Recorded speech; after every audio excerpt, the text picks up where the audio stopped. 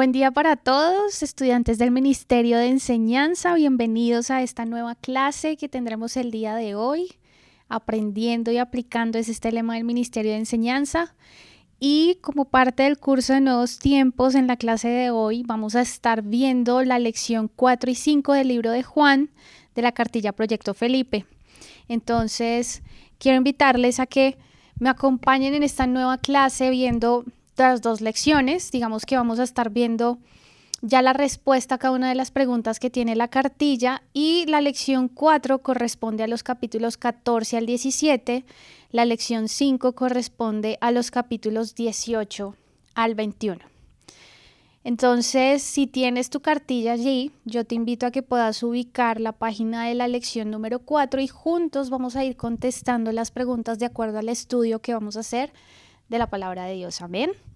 Recuerden que la versión está en la PDT, que es uno de los lenguajes como más actuales que han salido más recientemente de traducciones bíblicas, y que a pesar de ser un lenguaje mucho más claro y que sí diferencia totalmente de lo que es la Reina Valera, nos ayuda a entender muchísimo mejor lo que estamos viendo como en un contexto más actual. Entonces estamos viendo la lección 4 y 5 y pasando entonces ya la lección 4 y entrando en materia, vamos a empezar por este capítulo 14 al 17.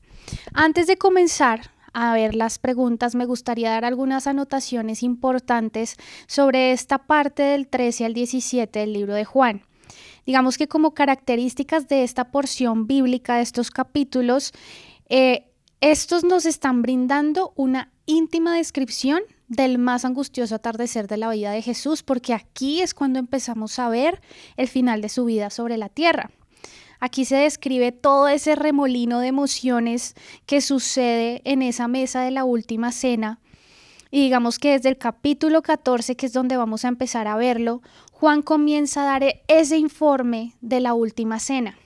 Recordemos que el libro de Juan está descrito desde todo el panorama, de principio a fin, enfatizando mucho en Jesús como el Hijo de Dios. Aquí es donde nosotros veíamos en lecciones pasadas que él se refería a sí mismo como yo soy, ¿no?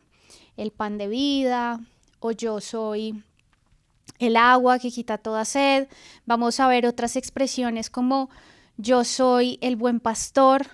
Y lo que estamos viendo acá es este contexto de Jesús completamente ser humano, pero enfatizando mucho en que esa es la identidad, ser hijo de Dios, y tiene toda autoridad por encima de cualquier persona, principado, potestad. Aquí lo que hacemos es ver como ese resplandor de su identidad. Entonces estos capítulos son muy importantes y yo quiero invitarte a que si no los has leído lo puedas hacer, porque vamos a ver a profundidad esas conversaciones de Jesús y esas lecciones que para nuestra vida pueden generar muchísimo impacto, porque como les decía, hablan y detallan a profundidad el discurso de Jesús. Entonces, empezando con la pregunta número 1, ¿quién es el único camino para llegar a Dios? Entonces lo ubicamos en el verso 6 del capítulo 14 y el versículo dice: Jesús le dijo, yo soy el camino, la verdad y la vida. Solamente por mí se llega al Padre. La respuesta claramente aquí es Jesucristo. Digamos que el título del pasaje, si ustedes lo ubican en esa versión PDT o en las páginas de la cartilla, aquí está hablando de que Jesús consuela a sus seguidores. Él viene hablando de su muerte y estando con los seguidores, habla sobre esa morada que va a preparar para nosotros y nos promete que nos va a llevar con él. Específicamente ahí está hablando con Tomás y da una respuesta poderosa de la pregunta, ¿cómo vamos a saber cuál es el camino? Y él dice, yo soy el camino, la verdad y la vida. Y quiero dejarte con esta reflexión. Esto es muy importante, la expresión camino, verdad y vida, porque Jesús es el camino cuando no sabemos a dónde ir o qué decisión tomar. Jesús es la verdad cuando estamos confundidos. Si no sabemos qué hacer, si no entendemos lo que está pasando, Jesús nos lleva a la verdad, porque Él es la verdad. Cuando el mundo nos miente o cuando nuestros pensamientos quieren enredarnos, Él es la verdad. Y Jesucristo es la vida. Porque cuando hay situaciones que estamos enfrentando que nos hacen sentir como que estamos muriendo porque son difíciles y todo parece como si no hubiera esperanza, recuerda que Jesús es la vida. Y yo quiero que nosotros en estos tiempos devocionales que tenemos en nuestra relación diaria con Dios, oremos para que Él sea nuestro único camino, nuestra verdad y nuestra vida. Como veíamos en esas clases pasadas, vemos acá yo soy nuevamente ahora siendo el camino. Cuando Jesús era muy reiterativo en la expresión yo soy, esto en el contexto de donde lo está hablando, porque aquí incluso los judíos le escuchan y están buscando en este momento argumentos para condenarle, es una expresión muy chocante para la cultura y para la religión judía, porque ellos solamente conocían a Dios como el gran yo soy. Entonces, aún Jesús diciendo yo soy, ellos no querían aceptar que Jesús es Dios. Y por eso era algo tan difícil de entender y era algo que tomaban como argumento muy retador para condenar a Jesús. Avancemos entonces a la pregunta número 2. ¿Qué hace el que ama a Dios y qué promesa recibe? Esto está en el verso 23 del capítulo 14. Jesús le contestó, el que me ama obedecerá mis enseñanzas. Mi Padre lo amará, vendré a él y viviremos con él.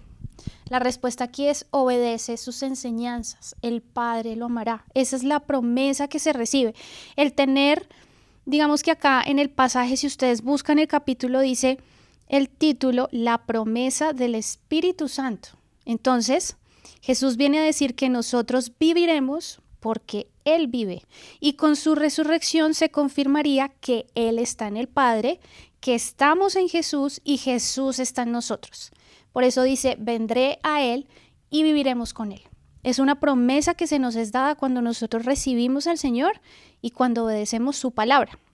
La pregunta número 3, ¿qué da Jesús que el mundo no puede dar? Verso 27, les dejo la paz. Es mi propia paz la que les doy, pero no se la doy como la da el mundo. No se preocupen ni tengan miedo. Si ustedes están viendo, acá estamos dando respuesta de manera clara y Jesús está hablando de manera muy tajante a lo que nosotros como sus seguidores debemos hacer. ¿Cuál es el único camino para llegar a Dios? Es Él. Si nosotros realmente seguimos al Señor, debemos obedecerle. Es claro, aquí no es, y parece algo muy de blanco, negro, y es así, porque el Señor es claro en su palabra. Y aquí nos está diciendo, ustedes no van a encontrar en otro lugar paz. Así que si tú hoy, y nosotros viendo Juan, recordábamos lecciones anteriores, ¿quién es nuestro cimiento? Aquí Dios nos está dando la clave y es Jesucristo. Él está hablando por el Padre, está hablando por sí mismo y nos está dando la respuesta a todas esas preguntas que el ser humano va buscando durante toda su vida. Así que donde encontramos esa verdad es en su palabra, es en Jesús. Amén. Continuemos con la pregunta 4. ¿Qué promesa da Jesús a los que permanecen en Él? Esto lo ubicamos ya en el capítulo 15, donde nos dice en el verso 7, si ustedes permanecen en mí y son fieles a mis enseñanzas, pidan lo que quieran y se les dará. Claramente aquí nos está diciendo, si pedimos algo a Él, y obviamente en otras partes de la palabra dice que sea conforme a su voluntad, se nos va a dar. Amén. Pregunta 5. ¿Cómo nos hacemos amigos de Jesús? En el verso 14 lo encontramos. Si hacen lo que les digo, son mis amigos.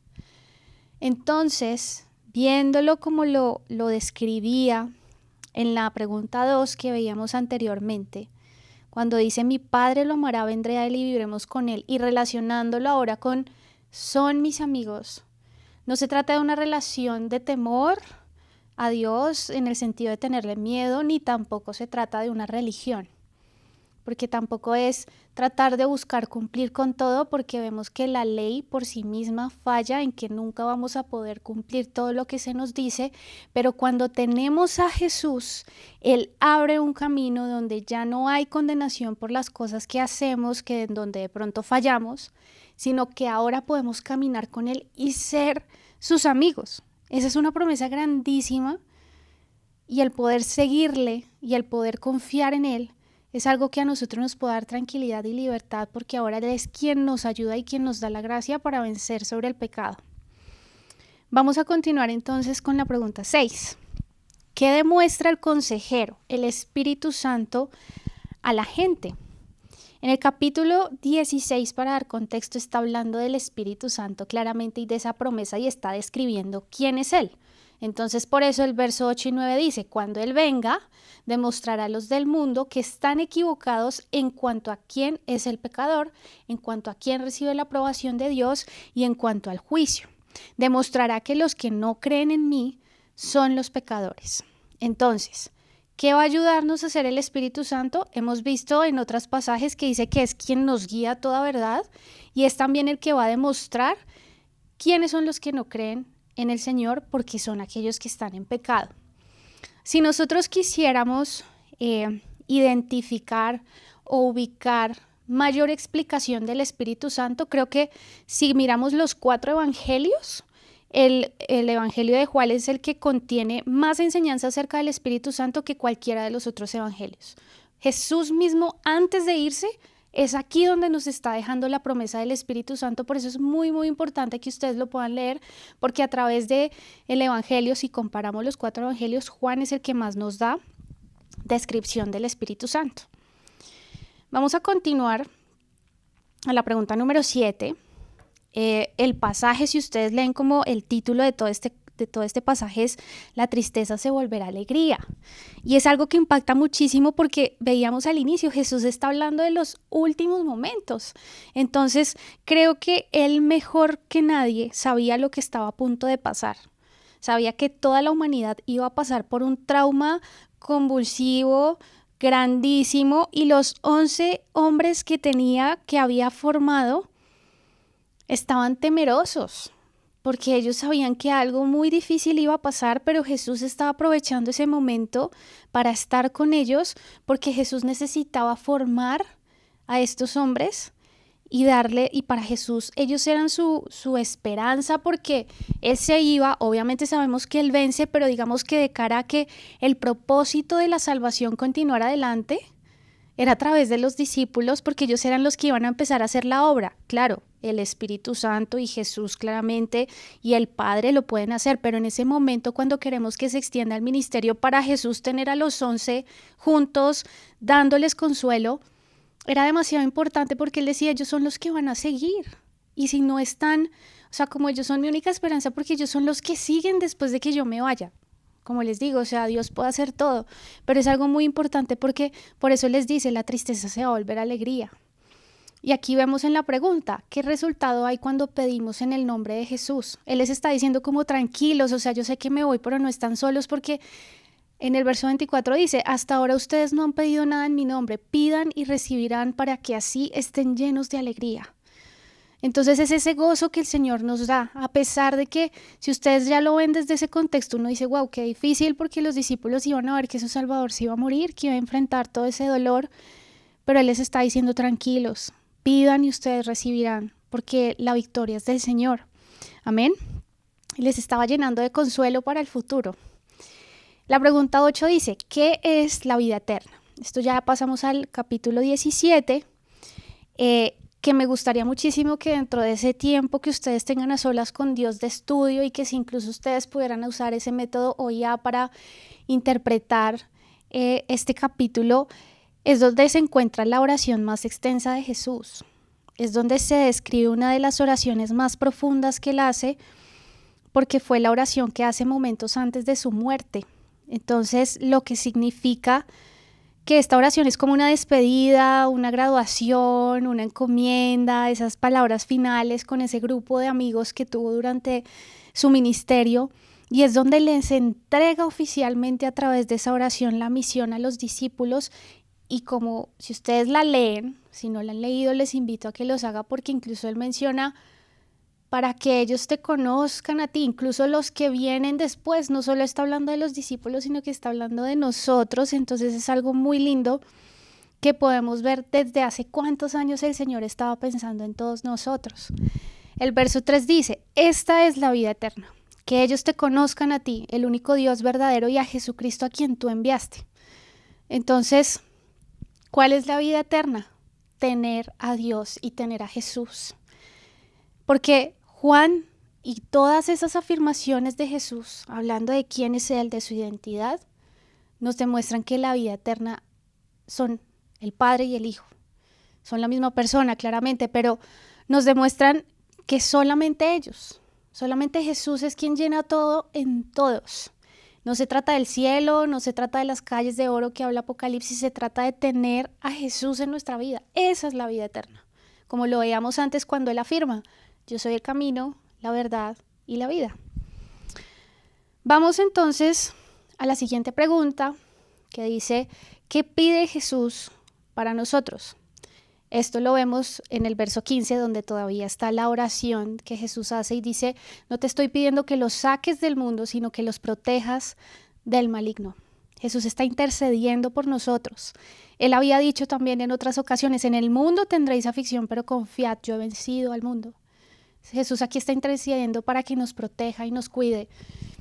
En la pregunta 10 dice, ¿qué quiere Jesús para nosotros? Eso está en el verso 26. Les mostré cómo eres y seguiré haciéndolo, para que el amor con que tú me amas esté en ellos y yo viva en ellos. ¿Qué quiere decirnos esto? Que Jesús quiere que nosotros recibamos el amor de Dios. Y eso solo lo hacemos a través del creer en Jesucristo y caminar con Él, como Él vivió.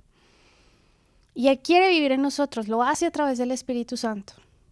Entonces es que nosotros podamos tener esa vida que Él nos da a través de esa confianza en Él. Amén.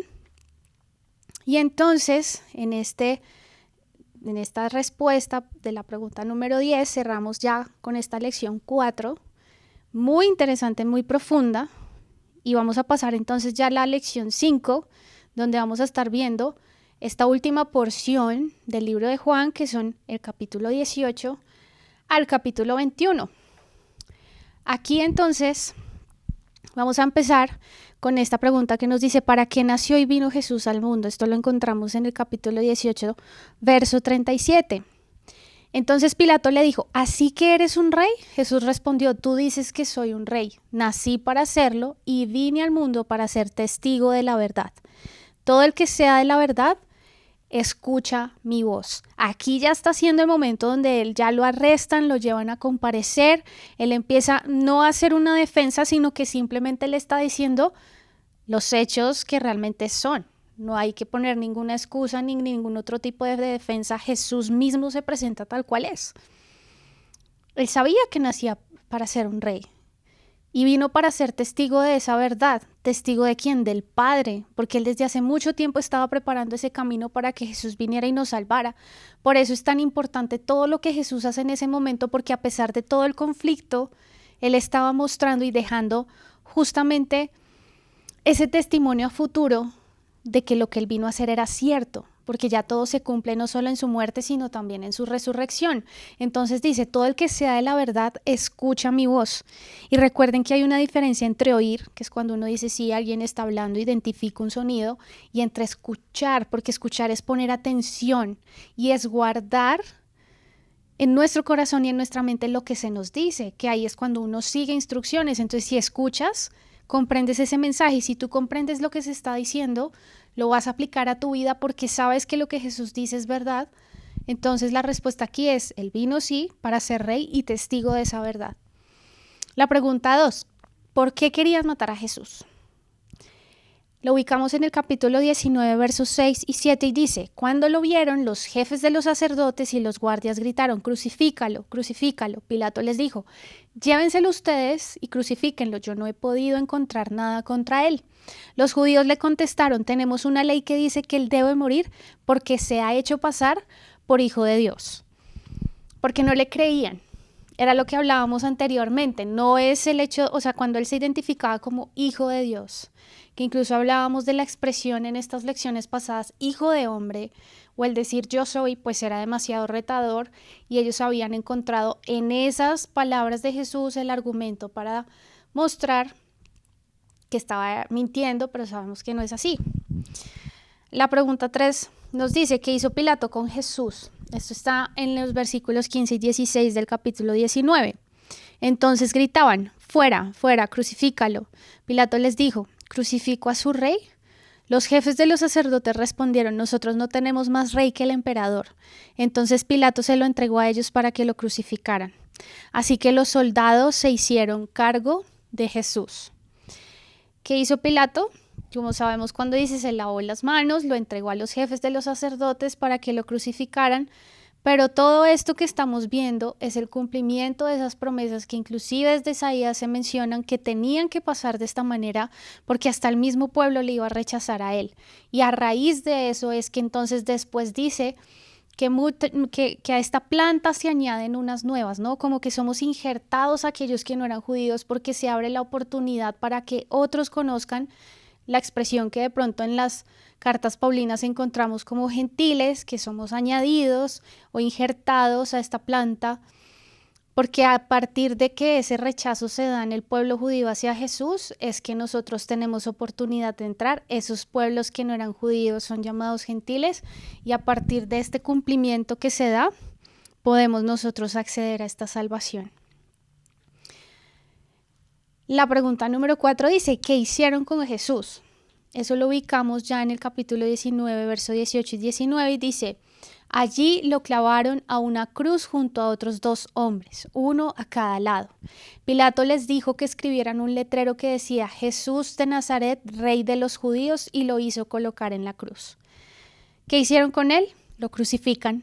Y no solamente lo crucifican, también se burlan un poco, porque el hecho de mencionar Nazaret era un pequeño pueblo que casi era despreciado, entonces era hacerlo más como para enfatizar que él que tenía una baja posición, que viene de un lugar que no era relacionado a un rey o a un linaje, ¿no?, de importancia, ¿no? Entonces por eso es casi que con ironía que ponen Nazaret y Rey de los Judíos, porque es incluso, si ustedes se fijan, Pilato cuando menciona, dice: ustedes quieren crucificar a su rey, o sea, hasta él mismo era consciente de alguna manera, ¿no? A pesar de que no aceptara a Jesús, dice, o sea, si él dice que él es el rey, ¿por qué lo quieren crucificar? Y aún así lo ponen acá en ese letrero que ponen en la cruz. La pregunta número 5 dice: ¿qué pasó con Jesús? Ya en el verso 30 del capítulo vemos que Jesús bebió el vinagre y dijo: todo está cumplido. Entonces inclinó su cabeza y murió. Los soldados en esa época, para darles un poco de contexto, cuando una persona era crucificada, llegaba un momento en que empezaban a romper los huesos de los crucificados para apresurar la muerte, porque la crucifixión podía durar mucho tiempo. En este caso, y específicamente con Jesús, no lo hicieron. Jesús ya había muerto, por lo que sus huesos habían quedado intactos, es decir, no tuvieron que en ese tiempo de agonía romperle sus huesos, porque pues Jesús para ese momento ya había fallecido. Esto cumple una profecía del Antiguo Testamento de que los huesos del Mesías no serían quebrantados y que su costado es el que iba a ser traspasado con una lanza. Yo quiero invitarles a que anoten esta referencia que está en Éxodo 12:46 o en Salmos 34:20. O en el libro de Zacarías 12:10, esto que les acabo de decir de lo que pasaba en el contexto romano, y que a Jesús pues no le partieron sus huesos, que él quedó intacto. Vamos a ir ahora a la pregunta número 7, que este ya es un pasaje un poco más extenso, sobre, ya digamos que pasa la muerte, pasan estos días donde él está en la tumba, y va entonces al momento de la resurrección, que es: ¿quién vio primero a Jesús resucitado? Igualmente vamos a leer el pasaje, a pesar de que vean ya la respuesta en la pantalla, pero dice: luego estos seguidores regresaron a los suyos, esto es en el capítulo 20, verso 10 al 18. María estaba llorando fuera del sepulcro, y mientras lloraba se agachó para ver adentro. Vio a 2 ángeles vestidos de blanco, uno estaba sentado a la cabeza y el otro sentado a los pies de donde había estado el cuerpo de Jesús. Ellos le preguntaron: mujer, ¿por qué estás llorando? Ella respondió: han sacado el cuerpo de mi Señor y no sé dónde lo han puesto. Cuando María dijo esto, ella se volvió y vio a Jesús de pie allí, pero ella no sabía que él era Jesús. Jesús le preguntó: mujer, ¿por qué estás llorando? ¿A quién buscas? Ella creyó que era el jardinero y dijo: Señor, si usted lo sacó del sepulcro, dígame dónde lo puso y yo iré por él. Jesús le dijo: María. Ella se volvió y le dijo en arameo: Rabuni, que significa maestro. Jesús le dijo: no trates de retenerme porque todavía no he subido a mi Padre. Mejor ve a ver a mis hermanos y les voy a subir a mi Padre y Dios, que es también su Padre y Dios. María Magdalena se fue y les dijo a los seguidores: vi al Señor, y les dijo lo que le había dicho. Aquí empezamos a ver ese momento donde, como les mencionaba antes, se cumple también la resurrección, que es un hecho muy importante porque el hecho de que Jesús resucita confirma que está la muerte del pecado, o sea, que Él ya venció sobre la muerte. Lo que a nosotros acá, el hecho de que Él resucita nos da una esperanza de vida eterna y de que aquí en la tierra nosotros podemos en el nombre de Jesús vencer sobre el pecado. Si Jesús no hubiera resucitado y solamente hubiese habido sacrificio, sería muy difícil pensar en una esperanza segura, como se nombra más adelante en los demás libros, porque no se hubiera cumplido el hecho de que Él está vivo y de que ahora ni siquiera la muerte tiene poder sobre Él. Recordemos que desde el Génesis, cuando Adán y Eva fallan, pasa que porque entra el pecado al mundo, pues la consecuencia es que va a haber muerte física. O sea, todos vamos a tener que morir en algún momento porque es la consecuencia del pecado y digamos que esa naturaleza pecaminosa que queda en el mundo, ¿no? Pero el hecho de que Jesús resucita quiere decir, ok, pueden morir físicamente, pero hay vida eterna. Se confirman muchas cosas, que está la vida eterna, que vamos a poder estar con Él y de que también vamos a poder estar vivos en el Señor en el sentido de tener victoria sobre el pecado. Vamos a pasar entonces a la pregunta 8, donde dice: ¿qué pide Jesús de ti? Esto lo ubicamos en el verso 19 al 22, que dice: Él dijo esto para mostrar cómo iba a morir Pedro para dar honra a Dios. Después de decir esto, Jesús le dijo: sígueme. Pedro se volvió y vio que el seguidor al que Jesús tanto quería los estaba siguiendo. Se trataba del mismo que cuando estaban en la cena se acercó más a Jesús y le preguntó: ¿quién es el que te va a traicionar?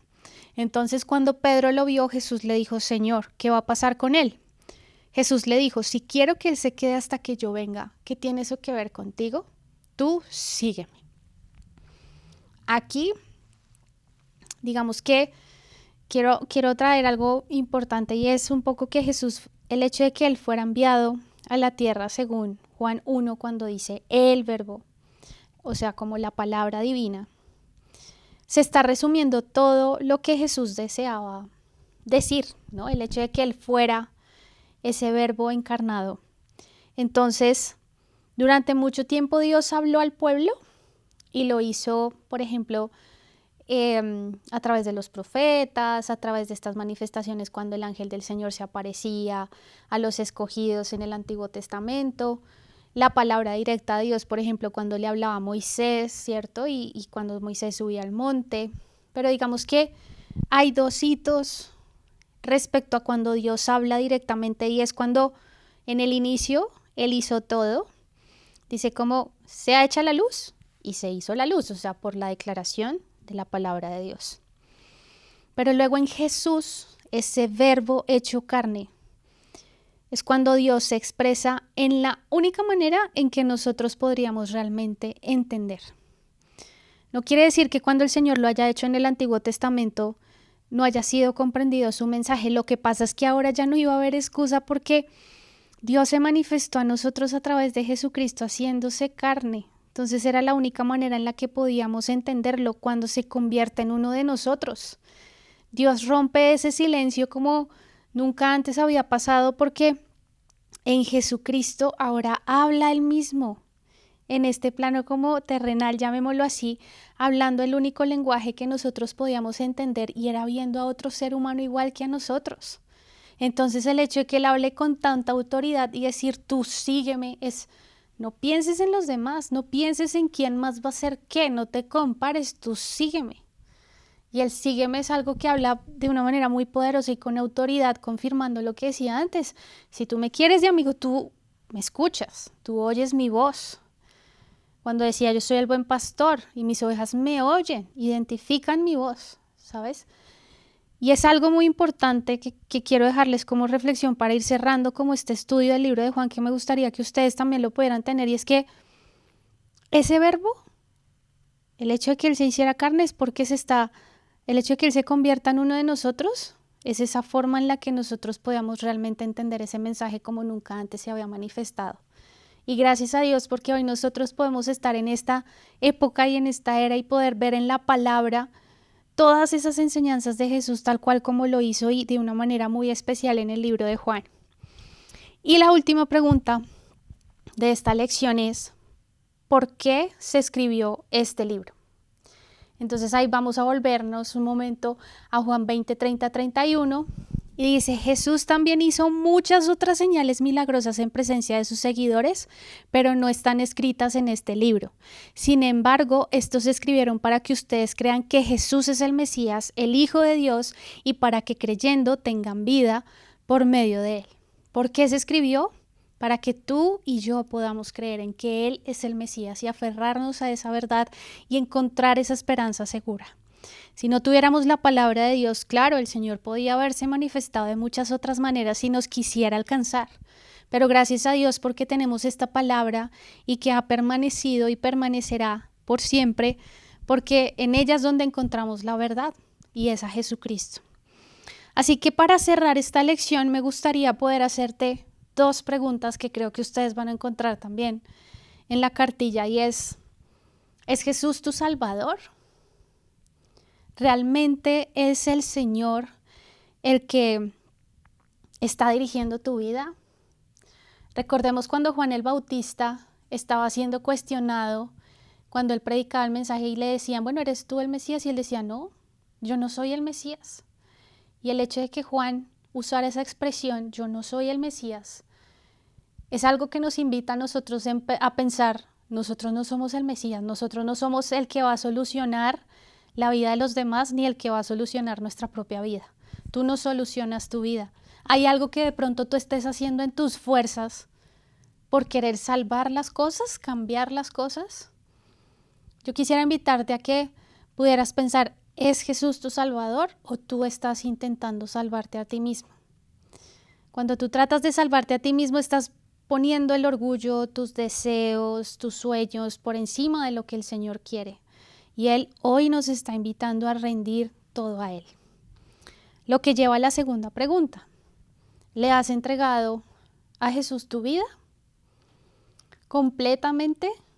O cuando vemos a través de este estudio de la lección 4 y de la lección 5 o de todo lo que hemos visto hasta ahora de Juan, incluso de estos métodos OIA y de la enseñanza,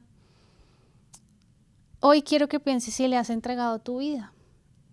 Y si no estás seguro, así como veíamos sobre el Espíritu Santo que es nuestro consolador y quien nos guía a toda verdad, puedas pedirle hoy al Señor para que te muestre si realmente le has entregado todo y que puedas entonces empezar a caminar con Él, en cómo tratas a los demás, en cómo está tu carácter, en cómo tomas decisiones por emociones, porque buscas al Señor, porque tú sigues firme, por ejemplo, como veíamos en esa pregunta 8 de Pedro se está como comparando de algún modo y es, no, síguelo, no importa la situación que pase, no importa lo que los demás digan.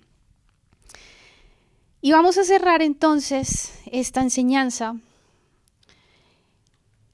con el método inductivo, que de alguna manera lo que hicimos hasta aquí, en esta primera parte, fue este estudio sencillo del libro de Juan y que me gustaría que ustedes puedan emplear ese método hoy ya para poder enfatizar en aquellos capítulos que les llamaron la atención, por lo menos el capítulo 17 que les recomendé hacerlo. Vamos a pasar a esta segunda parte sobre este estudio de excavación ahora, donde vamos a empezar a ver desde 2 de Pedro 1, 5 al 11, como lo despegamos en esta introducción, todos aquellos rasgos y todos aquellos materiales que van a componer la construcción, que son todas estas características y cualidades que nosotros como hijos de Dios debemos empezar a desarrollar. Y luego en la parte 3 vamos a irnos a Mateo 2, 11 y a Filipenses 4, 8, 9, que también Son otras características que van a tener que identificarnos a nosotros como hijos de Dios, en las que vamos a profundizar y en la que quiero animarte a que sigas perseverante, sigas estudiando. Recuerda poder contestar la pregunta abierta también en la plataforma, revisar el material en PDF, que también complementa muy bien las clases. Y bueno, que puedas seguir en este camino y seguir llenándote de la palabra del Señor. Así que vamos a cerrar esta clase con una pequeña oración. Padre, queremos darte gracias por tu palabra. Queremos darte gracias por la oportunidad y privilegio que nos das de aprender más de ti.